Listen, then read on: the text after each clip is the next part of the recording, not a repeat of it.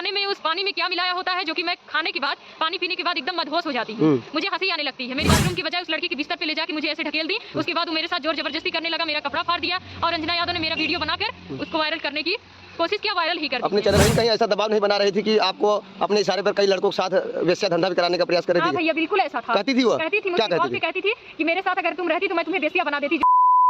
नमस्कार दोस्तों, अभी आप लोग जिस महिला की बयान सुन रहे थे ना, वो किसी पार्टी की चुनाव प्रचारक नहीं है जो कि अपने चुनाव के माहौल में अपने पार्टी के लिए चुनाव प्रचार के लिए बयानबाजी कर रही थी, बल्कि ये वो महिला है जिसके साथ कुछ दिनों पहले रंजना यादव किन्नर ने दुष्कर्म करने का प्रयास किया या फिर इसके साथ दुष्कर्म करवाया था।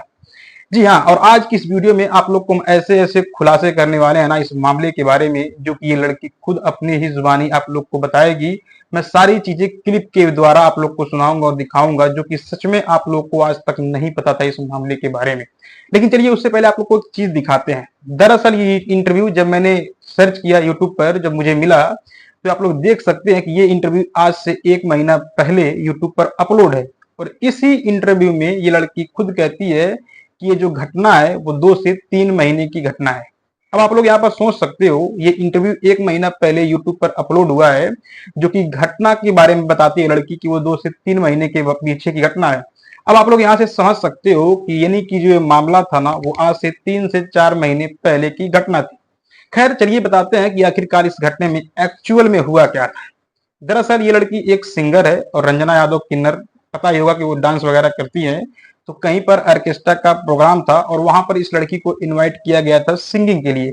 चलिए आप लोग को बताते हैं कि भाई साहब, आज के जो नए सिंगर है ना, वो मंच खोजते हैं कि कहीं से भाई मुझे मौका मिल जाए, मंच मिल जाए मुझे अपनी सिंगिंग, अपने एक्टिंग को पब्लिक के सामने रखने का। और वहां पर ये लड़की गई होती है सिंगिंग करने के लिए। फिर होता क्या है कि उसको लगता है नहीं भाई, यहाँ पर तो कोई ऐसा माहौल है ही नहीं जिसे देख करके इसको लगे कि नहीं, यहाँ पर तो भाई सिंगिंग भी करनी है। फिर वो रंजना यादव किन्नर से पूछती है कि भाई यहाँ पर तो ऐसा कोई माहौल है ही नहीं कि मुझे यहाँ पर सिंगिंग करना है, तो मेरा यहाँ पर क्या काम है। फिर रंजना यादव उनसे कहती है कि चलिए ठीक है, सिंगिंग का काम तो नहीं है, ये तो सच है, चलिए छोड़िए सिंगिंग के बारे में, आप थोड़ा बहुत डांस ही कर लीजिए। फिर वहां पर ये लड़की बोलती है कि नहीं दीदी देखिए, हमको डांस वगैरह नहीं आता है, बस मुझे सिंगिंग थोड़ी बहुत आती है।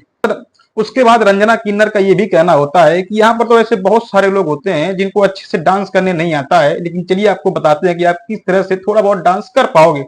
फिर ये ले जाती है लड़की को वहां पर कुछ बियर वगैरह जो भी है, नशीले पदार्थ जो भी चीजें हैं उनको ड्रिंक करवाती है, दारू शराब की, जो वो भी जबरन। ऐसा लड़की का कहना है कि वो मुझे जबरन ड्रिंक करवाती है कि लो अब थोड़ा बहुत तुम डांस कर लोगे। लड़की ये भी उस बारे में कहती है कि नहीं, मैंने वहां पर थोड़ा बहुत डांस किया भी, लेकिन मैं नशे में हो गई थी, इसी वजह से जब मैं अपने रूम पर आई तो अपने रूम में मैं सो गई ताकि मैं रिलैक्स हो जाऊं, सुबह तक तो मुझे मतलब आराम मिल ही जाएगा।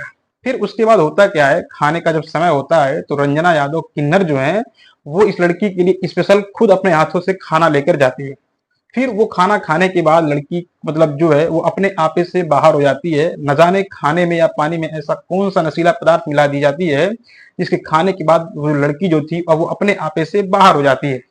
फिर ये रंजना यादव किन्नर जो है उस लड़की को किसी बहाने वहां से लेकर जाती है कि नहीं चलिए बाहर किसी काम से ले जाती है, और एक लड़का जो इनके साथ में रहता है रंजना यादव किन्नर के, उसके रूम में ले जाकर के उसको धक्का दे देती है उसके बिस्तर पर। फिर वो लड़का जो होता है उसके साथ दुष्कर्म करने का प्रयास करता है, उसका कपड़े वगैरह सब कुछ पड़ जाता है। और यहाँ पर सबसे बड़ी घिनौना और नीचपना वाली बात तो ये है दोस्तों कि कमरे के बाहर से इन सारी घटनाओं का वीडियो बना रही होती है रंजना यादव किन्नर। फिर क्या होता है दोस्तों कि लड़की वहां पर आवाज लगाती है, जिसकी वजह से जो ऑर्केस्ट्रा का जो मालिक होता है वो वहां पर पहुंचता है और लड़की होने के नाते इसको कॉम्प्रोमाइज वगैरह करने की बात करके, मतलब इस मामले को कॉम्प्रोमाइज करके वहीं पर दबा देता है। फिर रंजना यादव किन्नर इस लड़की को कॉल करके बोलती है कि नहीं तुम सिंगिंग वगैरह छोड़ो और आ जाओ मेरे साथ, चलो डांस करो और यहाँ पर अच्छा खासा तुम्हारा करियर बन जाएगा। फिर वो लड़की इनको मना करती है और रंजना यादव किन्नर उसको मजबूर करती है कि जो मैं तुम्हारी वीडियो बनाई हूँ मैं उसे वायरल कर दूंगी, यानी कि ब्लैकमेल करने का प्रयास करती है। बोली कि अगर तुम मेरे कहने पर नहीं चलोगी तो मैं ये वीडियो तुम्हारा वायरल कर दूंगी, और मुझे ब्लैकमेलिंग कर रही थी। फिर वो लड़की सोचती है कि नहीं, ये सारी चीजें वो सीरियसली नहीं लेती है और उसकी बात को नहीं मानती है। लेकिन अगले दिन वो लड़की देखती है कि रंजना यादव के चैनल पर उस लड़की का वो प्राइवेट वीडियो वायरल हो चुका है। फिर वो उससे संपर्क करती है और वो बोलती है कि ये सारी चीजें क्या है, जिसके बारे में पूछने का प्रयास करती है। फिर जानते हैं रंजना यादव किन्नर उसे कौन सा ऑप्शन देती है। ऐसा दबाव नहीं बना रही थी कि आपको अपने इशारे पर कई लड़कों के साथ वेश्या धंधा भी कराने का प्रयास कर रही हाँ थी? भैया बिल्कुल ऐसा था। और ये सारी चीजें देखने के बाद वो लड़की फिर से मना कर देती है और उसके बाद रंजना यादव किन्नर उसकी दूसरी भी वीडियो को वायरल कर देती है। फिर वो लड़की सोचती है कि आखिरकार वो करे तो करे क्या, क्योंकि वो गरीब परिवार की होती है और वो इस लड़ाई को शायद नहीं लड़ पाएगी। लेकिन उसने हिम्मत किया और समाज में आई एक मीडिया के सामने उसने अपना बयानबाजी किया और जाकर के उनके खिलाफ कंप्लेन किया। वो लड़की SC/ST जाति में आती है, SC/ST की धारा भी रंजना यादव किन्नर पे लगी और इन सारी चीजों को जो भी मामला था, केस वगैरह हुआ, उसी की वजह से आज रंजना यादव किन्नर जो कि जेल में है।